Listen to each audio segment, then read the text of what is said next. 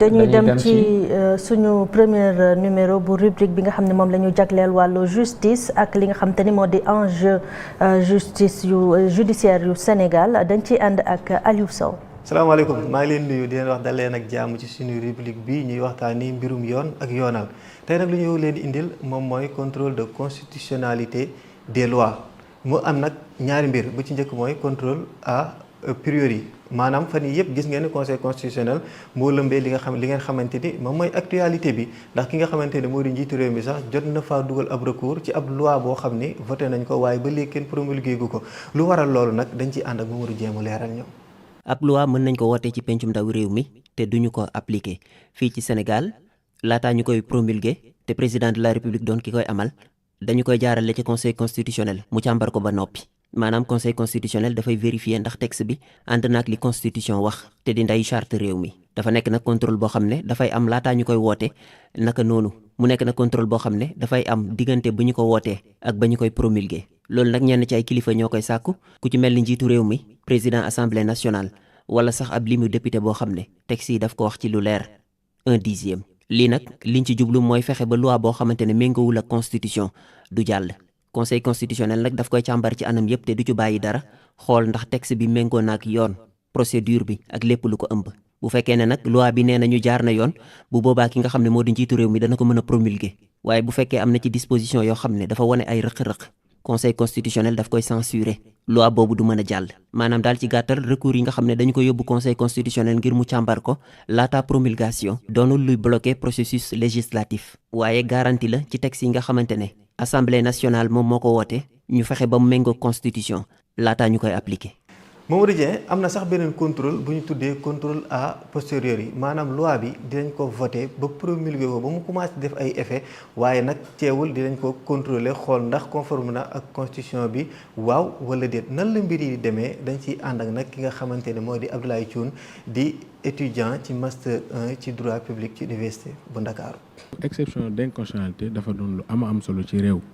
ndax boo gisee constitution dafa am solo ci doxalinu réew ndax mooy charte fondamentale li ñuy wax norme bi gën a rëy ci ab société surtout ci Sénégal donc bu fekkee loi dafa inconforme à la constitution on parle de le contrôle de constitutionnalité maintenant si ce contrôle de constitutionnalité est fait à posteriori su fekkee maa ngi wax français su fekkee contrôle de constitutionnalité boobu dañ ko def après adoption loi bi après promulgation loi bi te foofu lañ ko war a defee donc suñ demee ba procès man ñu war ma juger ci base loi te loi boobu noonu man je me dis que cette loi n'est pas conforme à la constitution donc je peux dire moi je peux soulever ça je dire non il y a pas cette loi là mënuñ ma ko kii parce que elle n'est pas conforme à la constitution loi boobu noonu xool ndax effectivement c'est conforme à la constitution ou pas donc contrôle de constitutionnalité a posteriori li ñuy wax Sénégal exception d'inconstitutionnalité ban kañ lañ koy def mooy bu loi bi kiiwee ba pare buñ ko adopté ba promulgué ko donc foofu ba ab affaire wala ab procès am ci loi boobu noonu yow mën nga soulever exception d'inconstitutionnalité.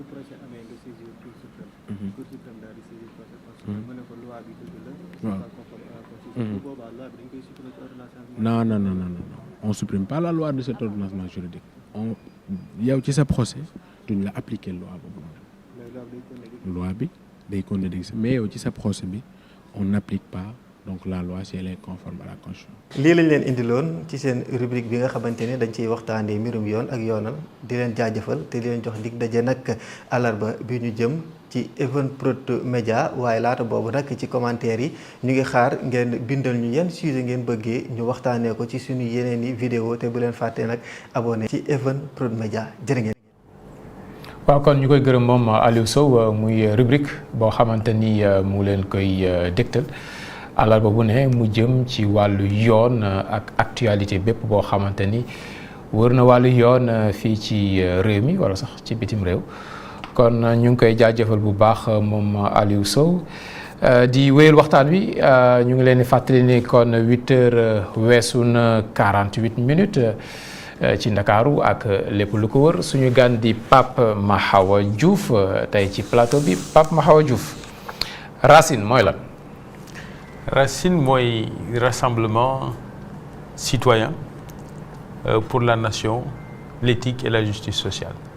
reeni askan wi. reeni askan wi. séeréer bi dégg na olof de racine mooy reena. waaw reeni askan wi. mouvement la. waaw mouvement politique boo xam ne li ko tax a jóg mooy dajale ci askan wi ñëpp ñu yaakaar ne sunu nation mooy maanaam sunu yéene askan wi sans xaji sans seen nga xam ne seetuñ ci waaso seetuñ ci xeet seetuñ ci diine doon nañ benn say muy nation sénégalaise ñu défendre loolu défendre ko ba pare it taxaw ci jikko yi ak rafetal doxalin yi rawatina ci les ressources publiques suñ ko yoree. bugg yi tamit mu am justice sociale mooy maanaam xam nga développement économique souvent dañuy xool ku nekk ku mun sa morom duma ñi ci mën a génn ci ñuy fàtte néew ji doole ji ci ginnaaw ñun ñu jàpp ne développement bu harmonieux bu normal warul di fàtte kenn ci ginnaaw moo tax ñu yaakaar ne justice sociale dafa doon un pan important ci li nga xam ne noonu lañ gisee le développement économique du pays. pourquoi léegi ni jamono ji mouvement politique ak Pape Mahawa Diouf. waaw dafa fekk ñu nekk ci benn situation bu nouvelle